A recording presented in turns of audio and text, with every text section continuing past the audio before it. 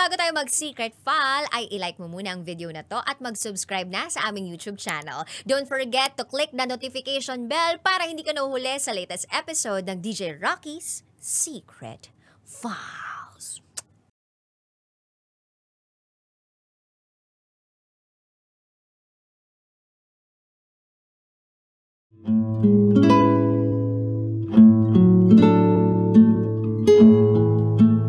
And now, it's time for DJ Rocky's Secret Files.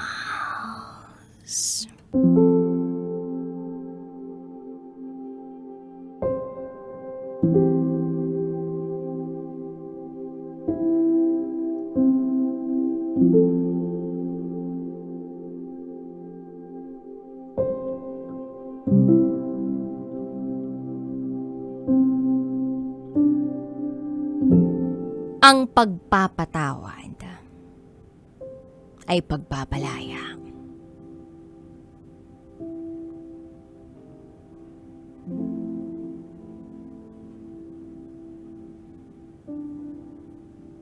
Hi DJ Rocky. Isa ako sa mga masugid mong tagapakinig sa programa mo. Eto ako. Naisipan ko ring ibahagi ang karanasan ko, baka sakaling kapulutan ng aral ng mga tagapakinig mo. Hindi ako magaling magsulat ng kwento pero sana kayo na ang bahalang magayos kung meron mang kailangang ayusin. Itago mo na lang ako sa pangalang Ernie. At ito ang aking secret file.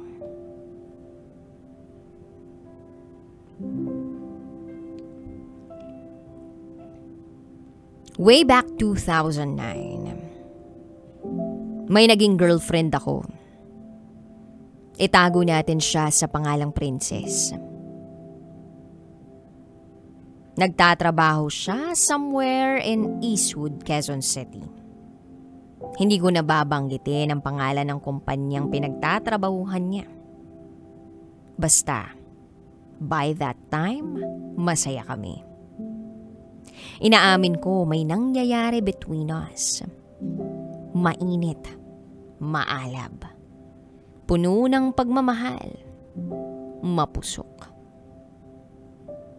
Hanggang sa dumating yung time na kailangan kong mag-abroad noong 2011. Yearly ako umuwi at every uwi ko, 2012, 2013, and 2014 ay lagi kaming namamasyal. May quality time kami palagi. At kapag kailangan ko na ulit umalis, syempre, natural. Mamimiss namin ang isa't isa.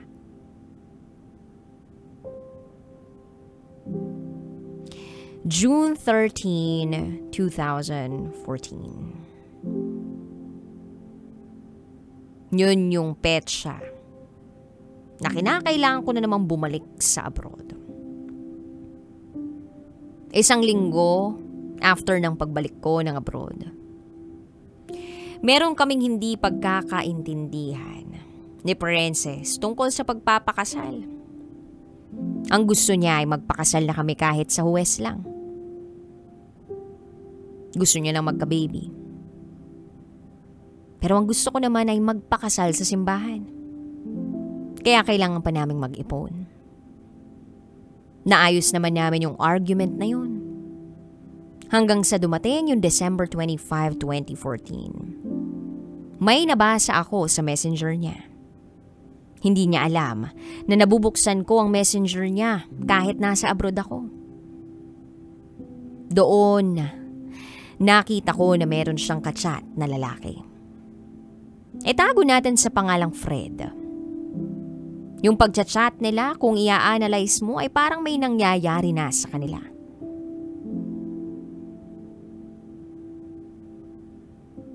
Grabe ang pagluha ko nung time na kausap ko siya. Pero sinabi sa akin ni Princess na walang nangyari sa kanila. Pinatawad ko na lang siya. Pagkatapos noon ay naging on the rocks ang relasyon namin. Pero naayos naman namin before ako umuwi noong June 2015. Nang magbakasyon ako ng Pinas, dumiretso ako sa boarding house ni Princess.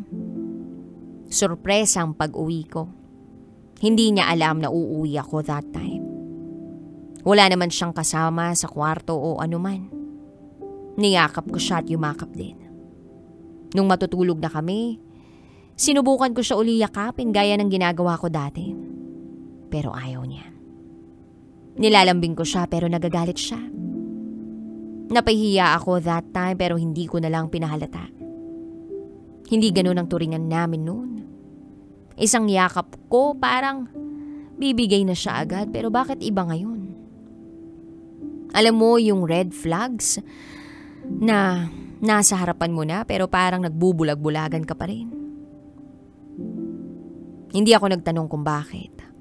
Naisip ko na baka wala lang siya sa mood. Yun ang pinapaniwala ko. Para maging okay ako. Sa sobrang pagka-disappoint ko, umuwi ako ng probinsya namin, 10 oras ng gabi. Pagdating ko ng terminal, nag-text ako sa kanya at pabiro kong sinabi na ang ilap mo na. Nag-reply si Princess na hindi na raw siya komportable sa akin. Hindi ko alam kung ano bang gusto niyang mangyari.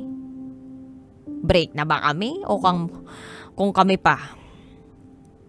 Nag-assume lang ako na kami pa. Hanggang sa nagkaayos kami uli after 1 week.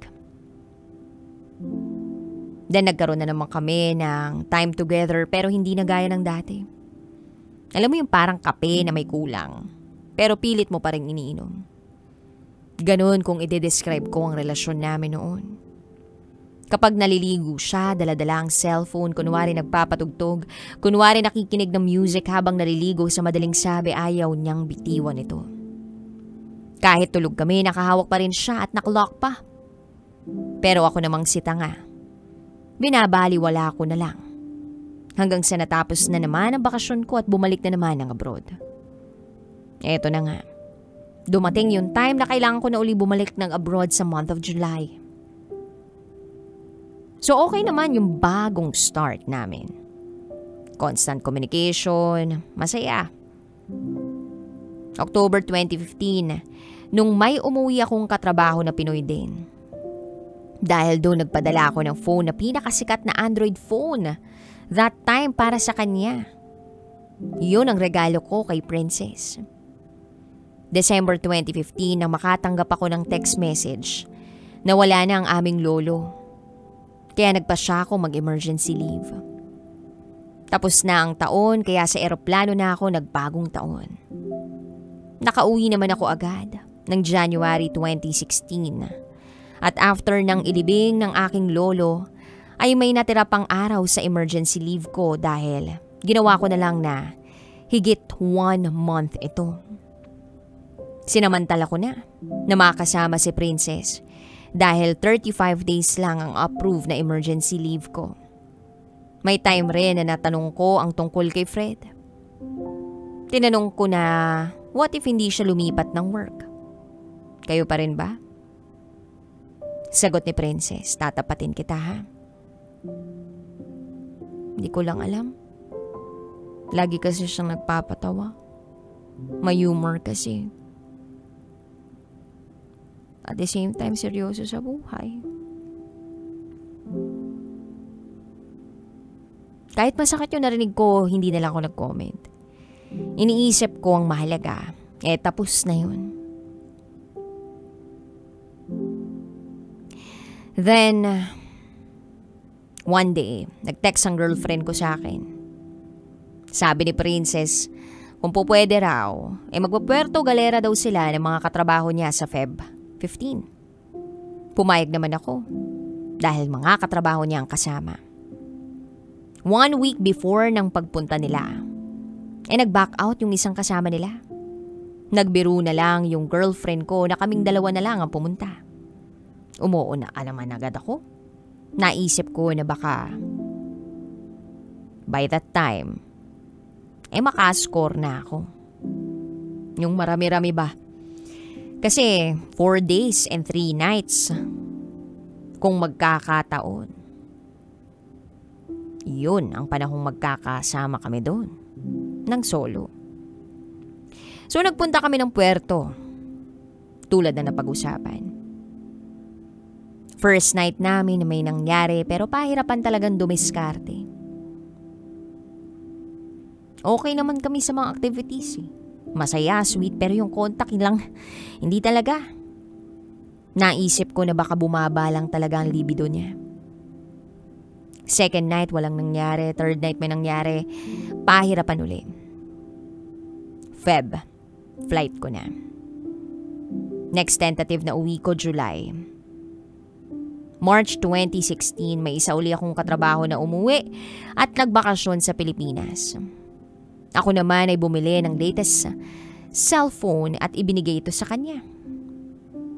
Pero eto ngayon, may nabasa ako sa isang forum sa internet blogs tungkol sa isang SMS tracker na app. Naisip ko na bakit hindi ko subukang ilagay sa phone na ibibigay ko. In-install ko yung app na yun sa phone na ibinigay ko sa kanya. Gumagana naman yung app. Yun nga lang kapag hindi premium yung mga subscription, yung mga text last 6 hours ago mula nung nag-online lang siyang mag-a-appear.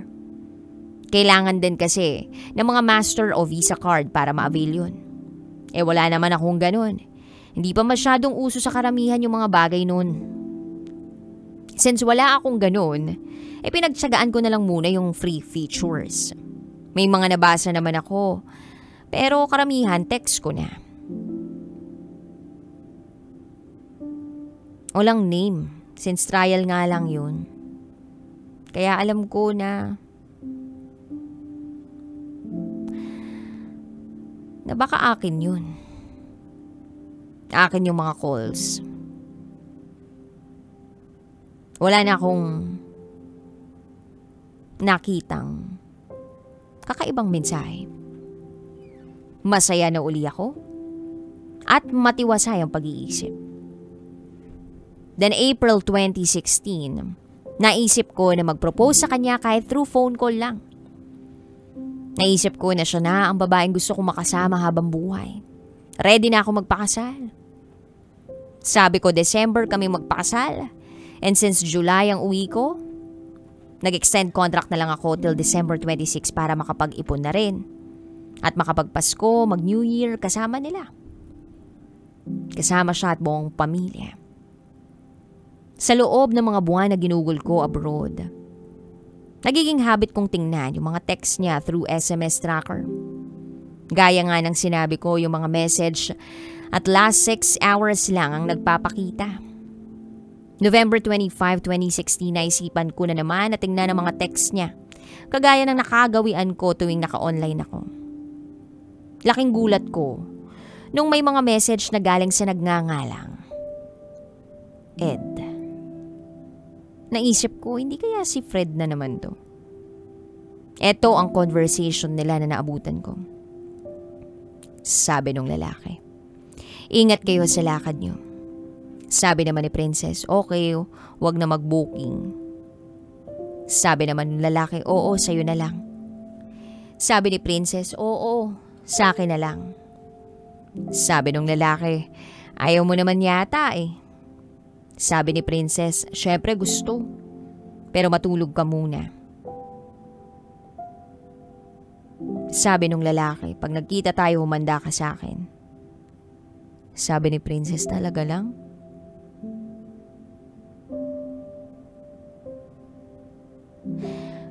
May isa pang mensahe mula sa lalaki. Ingat. Reply ni Princess, okay, good night. Nang mabasa ko yung kinabahan agad ako. Pero naisip ko na baka malapit na kaibigan niya lang yun. Baka ganun lang talaga sila ka-close. Tinanong ko siya, tumawag ako sa kanya tungkol doon. Sabi ko na wrong send siya sa akin para hindi siya mag-isip kung paano ko nalaman na may mga ganun silang conversation. Sabi niya wala lang daw yun. Friend lang daw niya na grab car driver. Nagbubuking daw sana siya papuntang Tagaytay na mga workmate niya. So sabi ko, kinakabahan na naman ako. Sabi niya wala raw yun. And as usual, naniwala naman ako. January 2017, ikakasal na kami. After the long wait, masaya ang kasal. Nag-honeymoon kami sa iba't ibang lugar, pasyal dito, pasyal doon. Pero syempre talagang mailap pa rin siya. Hanggang sa matanggap uli ako sa panibagong company sa Europa naman. Mas malaki ng konti yung bigay ko o bigay sa akin kaya tinanggap ko yung offer. January 2017 din, nung inasikaso ko ang mga papeles ko, including my bank accounts. May nag-offer na isang bank na Visa card o tinatawag nilang international ATM na prepaid. Nag-apply ako noon since wala namang maintaining balance. Ayos naman ang pag-aasikaso, nakakapagod pero kailangan tiisin. Pauwi na ako noon ng probinsya para naman makasama ko sana yung pamilya ko. Iniwan ko muna pansamantala ang asawa ko sa Manila since andun yung work niya. At hindi siya makakasama sa akin kasi ubos na ang leave niya. Habang nasa bus ako, that was January 26, 2017, naisip ko bigla na meron na pala akong Visa card. Bakit hindi ko subukan mag-upgrade tungkol sa SMS tracker na yon kahit isang buwan lang? Ganun ang ginawa ko. Na-excite na kinakabahan ako after ng successful purchase. 3 hours before ako makarating sa amin, binabrowse ko ang mga text niya since April 2016. Laking gulat ko nang makita ko na yung si Ed pala ay si Fred. Nung hindi ako naka-premium sa mga calls, hindi nakikita ang mga pangalan ng tumatawag o kahit numero. Sa mga text, merong nakikita pero konti lang. Dadalawang letra lang ng pangalan. Kaya yung mga text nila na nakita ko dahil sa pag-premium ko ay nakapanlulo mo. Halos bagsakan ako ng 5 toneladang semento nung nabasa ko ang mga conversation nila. Nag-love you pa silang dalawa. Pinagkukwentuhan pa nila kung anumang ginagawa nila, pati kung paano sila magkita, nabasa ko rin. Hindi ko alam kung anong gagawin ko, DJ Rocky. Gusto ko umiyak sa bus pero hindi ko magawa. Ganun pa man, hindi ko ipinahalata na may nalaman ako. Casual lang. Pero ang bigat-bigat ng dibdib ko. Hindi ako nakatulog ng Thursday ng gabi kaya nag-decide ako na bumalik agad ng Manila the next day ng hapon. Nung na-upgrade ko na yung SMS tracker, laking gulat ko nang makita ko na yung Ed pala ay si Fred. Ang mga text nila ay talagang nakakapanlumo. Halos bagsakan ako ng 5 toneladang semento nang mabasa ko ang conversations nila. May mga I love you pa. Gusto kong umiyak sa bus pero hindi ko magawa. Ganun pa man, hindi ko ipinahalata kay Princess na may nalaman ako. Casual lang. Pero ang bigat-bigat ng dibdib ko that time. Di ako nakatulog ng Thursday ng gabi kaya nag-decide ako na bumalik agad ng Manila the next day ng hapon. Bumiyahe nga ako ng Friday ng hapon na hindi niya alam. Automatic. Madaling araw ng Sabado ako makakarating. Tamang-tama kasi rest day niya ng Sabado. 6:30 ng umaga siya darating. Nanginginig pa ako that time. Nakarating na nga ako ng Maynila sa apartment na tinutuluyan namin ng 3 a.m. Hindi na ako nakatulog kasi hindi ako talaga makatulog. Hanggang sa dumating na siya galing work around 6:45 in the morning. Nagtaka siya kung bakit babalik ako agad. Sinabi ko na may aasikasuhin lang at may aayusin na problema. Hindi pa rin ako nagpahalata. Hanggang sa nakabihis na siya ng pambahay. Hindi na ako nakapagtiis. Niyakap ko siya sabay tanong kung anong meron sila ni Ed. Sabi ko alam ko na ang lahat. Umiyak siya. Niyakap ako ng mahigpit na mahigpit. Yung yakap na hindi ako makakawala. Umiyak ako. Sa pag-iyak kong yun ay nilabas ko ang lahat ng hinanakit ko sa kanya. Kaya palang lamig-lamig niya. Kaya pala ayaw niyang pag-usapan ng mga ganong bagay. Humahagulgul siya ng humahagulgul. Hinayaan ko lang siya. Sinabi niya na raw,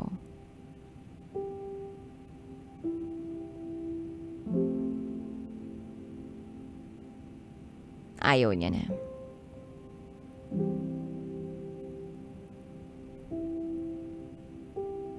Kaya raw pumayag siyang magpakasal na kami. Kasi ayaw na raw niya. April ako nag-propose.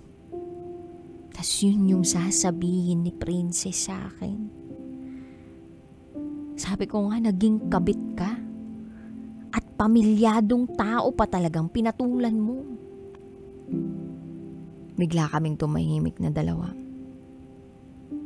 Nag-isip ako kung anong sasabihin. Sabi ko, sige, pinapatawad na kita.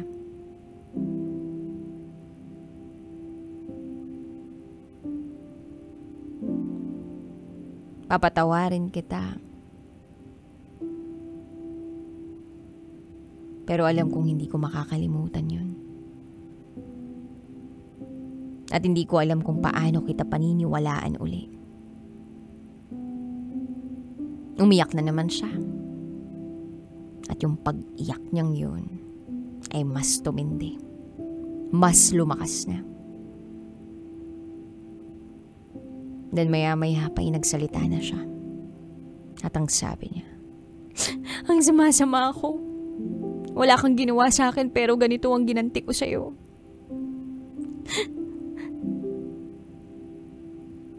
Tuloy lang siya sa paghikbi at pag-iyak. Hanggang sa nakatulog siyang nakayakap sa akin. The next day, casual lang ang lahat. Normal conversations lang. Pero hindi pa rin namin maiwasan na magbuntong hininga o mag-isip ng malalim. Anong magagawa ko, diba? Masakit eh. Maiiyak na naman siya kapag nakikita niyang natutulala. Ako at malalim ang iniisip. Fast forward to the present day. May 2 na kaming anak. Kasulukuyan kaming nakatira sa probinsya. May sarili kaming negosyo na kaming 2 nagmamanage. Unti-unting bumalik ang tiwala ko sa kanya. Nito nga lang, nabibiro ko na yung tungkol sa nangyari. Napapatawa na lang kaming 2 pero hindi pa rin maitatago na nahihiya siya sa nangyari. Kahit na sinabi ko na wala na yun sa akin. Minsan din pala, DJ Rocky, okay rin maging tanga o martir. Kasi kung nagpadala ako sa damdamin ko that time, wala kaming 2 cute na anak ngayon. Siguro, kailangan lang magpatawad para tunay tayong makalaya at malasap ang tunay na kasiyahan sa mundong ito. Hanggang dito na lang po, DJ Rocky. Muli, ako si Ernie. At ito ang aking secret file.